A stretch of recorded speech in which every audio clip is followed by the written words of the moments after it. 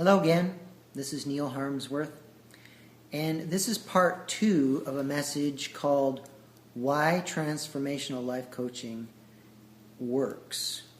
And this part 2 we're calling What a Session Involves. So what you might experience if you came for a healing session with me.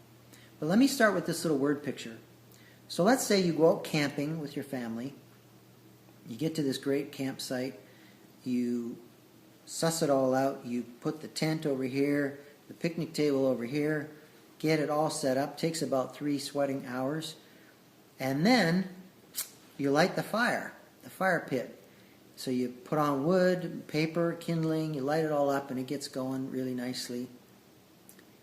And then the wind shifts and the smoke is blowing right across the table and right into the tent. And it's causing your eyes to burn, you're coughing and hacking, it's miserable. Now, how silly would it be to hand the whole family big yard-size garbage bags and try and capture all the smoke? Bag up all the smoke. That'll fix the problem. Then the tent won't be all full of smoke, our eyes won't burn, and we won't be coughing. Bag up the smoke. Well, that would be a very frustrating project. But you know, that's about as effective as anger management classes. If blowing up in anger represents the smoke, then a more efficient way to go at it would be to follow the smoke trail to the source, which is firewood and flames. And so in our analogy, smoke is the undesirable behavior. Flames are the emotional pain that drives the behavior. And wood on the fire is like the lies that we believe at a heart level. And as we mentioned before, probably initiated in childhood. So in a prayer ministry session or a transformational life coach session, we don't worry so much about the behavior the person's having, or how it works out in their life. But what we're going to try and do is use the emotion to find what is the belief system that's radiating pain that is causing behaviors and awkward ways of communicating or whatever the problem might be. So what's required is a client that's willing to be honest with how they're feeling, the emotion. And in a session, we try and put aside for the moment the adult rational thinking. We know what's right. We know what to do.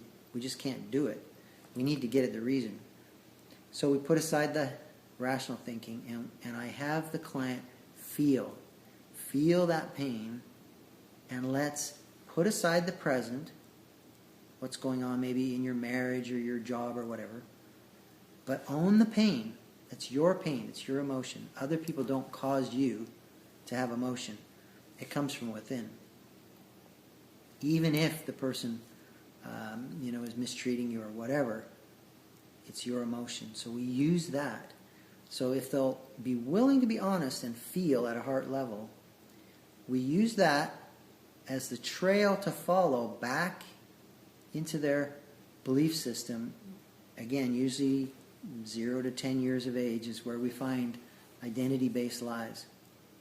And the emotion will lead you right to it. See, what you're experiencing today is probably just a clone. It's a repeat of a reoccurring theme or a reoccurring response to emotional pain that's being triggered from the original. So, we feel the pain. We maybe end up in a 4, 5, 6-year-old memory, and there's this experience going on. And I just help, if you were the client, I just help you unpack that memory. Or it could be a series of similar memories with a theme. And again, it's a container. We rifle through all the bits and pieces of that memory until we discover what did my little heart conclude? What did I believe in the experience? And the sharpness of the pain will increase as we close in on that clue, that lie that we're trying to find. Once we find it, it's not very comfortable. So it takes some courage to do this. But then we have a lie, and we simply ask God, what's your truth? God, what really happened there? What's the truth? You know, I'm 3 and I believe I am broken. There's something wrong with me. That's what I believe. God, what's the truth? And you and I were designed to hear from God. He designed us that way. And so sometimes I have to help people over some obstacles there, but really, truly, we are designed to hear at a heart level. And it could be a word picture, could be an impression, could be like an inner voice. There's numerous ways that God communicates with us.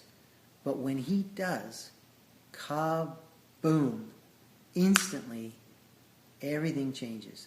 The pain is pushed out because the pain is just radiating from a belief. And as soon as the belief is changed, the conclusion and the memory, the pain leaves. And peace comes flooding in. It's absolutely miraculous. Now, things that can thwart this process is I've been taught not to feel.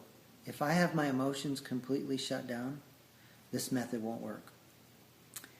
If I insist on switching from heart to head and rationalize, oh yeah, well, you know, that was terrible what my dad did to me, but it's made me the man I am today.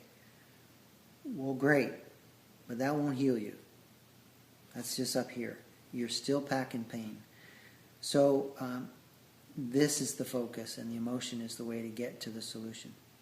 So if a person's unwilling to do that, if for some reason a person is not willing that there might be a creator God and that He might actually want to communicate with me, then I can't help you.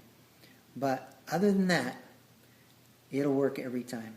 It's just amazing what God can do to set us free.